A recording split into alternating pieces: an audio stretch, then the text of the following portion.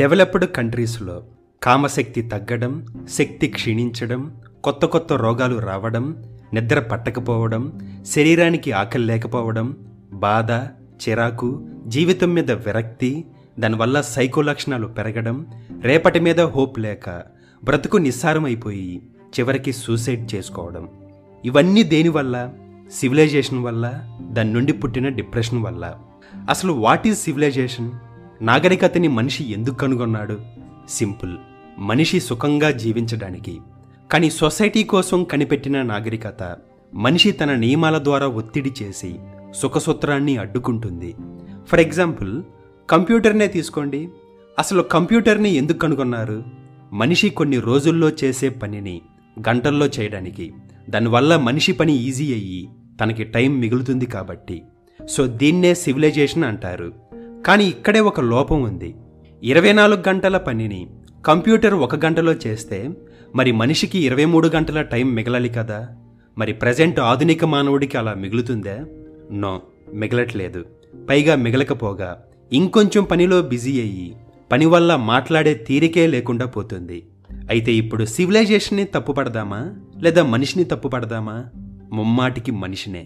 ఎందుకంటే మనిషికి కొన్ని అవసరాలు, కొన్ని కోరికలు ఉంటాయి. ఆ చిన్న చిన్న కోరికలు తీరితే చాలు అనుకుంటారు కొందరు.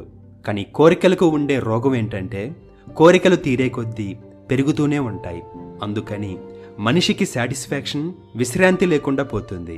ఇక్కడ నేను నాగరికతని తప్పుపట్టను, అందులో ఉన్న లోపాన్ని ఎత్తి చూపడమే ఈ పాడ్కాస్ట్ మెయిన్ ఉద్దేశం. ఎందుకంటే నాగరికత మనిషిని జంతువు నుండి దూరం చేసింది. కానీ జంతువులు ఆకలైనప్పుడే తింటాయి, దాహం వేసినప్పుడే తాగుతాయి, ఒక ఋతువులని సెక్స్ చేస్తాయి. మరి ఈ సివిలైజేషన్ మనిషికి ఏం పోయే కాలం? ఆకలి లేనప్పుడు తింటారు, దాహం వేయినప్పుడు తాగుతారు, వాళ్ళకి అవసరం లేనివి కొంటారు, పనికొచ్చేవన్నీ పారేస్తారు. జంక్ ఫుడ్ కొంటూ, జంక్ ఫుడ్ తింటూ, జంక్ ఫుడ్ అమ్ముతూ శరీరంలో పటిత్వాన్ని కోల్పోయి శక్తి క్షీణించి రోజు రోజుకి అనాగరికంగా సమాధికి దగ్గరగా వెళ్తున్నాడు. కానీ మనం ఇంకా ఎందుకో కళ్ళు తెరిచి చూడలేకపోతున్నాం. మనిషి సైకిల్ని కనిపెట్టాడు. ఎందుకు? నత్తనడకలా సాగే తన ప్రయాణాన్ని వేగవంతం చేయడానికి. ఆ తర్వాత కార్ని, ట్రైన్ని, ఎయిర్ప్లేన్ని కనుగొన్నాడు. సో మనిషి ఏది కనుగొన్నా అది మనిషి సుఖం కోసమే. కానీ ఇప్పుడు మనిషికి సుఖం ఎక్కువైందా, లేకుంటే సుఖంలో కొట్టుకుపోతున్నాడా, లేదా ఫాల్స్ ప్రెస్టేజ్లో కూరుకుపోతున్నామా, లేకుంటే మనిషికి మించిన అత్యాశకి బలవుతున్నామా? ఎందుకంటే సైకిల్ వల్ల వచ్చిన సుఖం తిరిగి అదే సైకిల్ మనల్ని సోమరుల్ని చేసింది. అలాగే మనిషి నిప్పుని కనుగొన్నాడు. కానీ దాన్ని ఉచ్చపోసి ఆర్పకూడదు అనుకున్నాడు. ఎందుకంటే నిప్పు ప్రయోజనం అతను తెలుసుకున్నాడు కాబట్టి. అలాగే మనిషి నాగరికతను కనుగొన్నాడు. కానీ దాన్ని మనిషి మలంతో కప్పెట్టేస్తున్నాడు. బట్ ఆ ఒక్కపోతకి, అందులో ఉన్న క్రిములకి బలయ్యేది నాగరికత కాదు, నాగరిక మానవుడు. అందుకే ఇప్పుడు డిప్రెషన్తో రకరకాలుగా చస్తున్నాడు. సో ఇక్కడే సిగ్మండ్ ఫ్రాయిడ్ ఒక మాట అంటాడు, టెక్నాలజీ పెరిగినా కూడా ఆది మానవుడి కంటే మానవుడు సుఖంగా లేడు. ఎందుకంటే నాగరికత సైకోసిస్లో పడిపోయింది. దీనికి కారణం ఏంటంటే ప్రతి మనిషికి కొన్ని కోరికలు, వ్యక్తిగత స్వేచ్ఛ ఉంటుంది.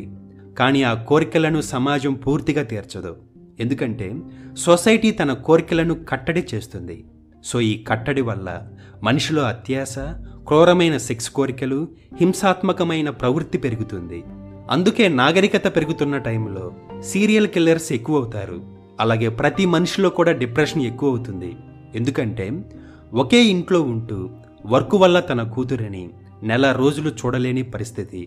దాంతో తన కూతురి ఎదుగుదల మానసికంగా కృంగిపోయి కాస్తంత ప్రేమ కోసం పరితపించి అది ఇంట్లో దొరక్క బయట ఎవడో ఒక గొట్టంగాడి రూపంలో దొరికితే అదే ప్రేమ అనుకుని నమ్మి చివరికి మోసపోయి నిస్సహాయ స్థితిలో డ్రగ్స్కి అలవాటు పడి అనాగరికంగా ఉంటూ నాగరికతకి ఒక అర్థం లేకుండా బ్రతుకుతూ చివరికి జీవితంలో ఏం చేయాలో తెలియక బ్రతుకు భారమై, సెక్స్కి బానిసై, మత్తుకి దాసోహమై లాస్ట్కి తనని తాను బలి తీసుకునేంత వరకు వెళుతుంది. సింపుల్గా చెప్పాలంటే ప్రతి అనార్థానికి కారణం నాగరికతని సరిగ్గా వాడుకోకపోవడం.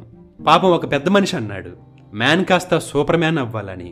కానీ ఇప్పుడు మనం ఆది మానవుడి కంటే అధ్వానంగా తయారవుతున్నాం.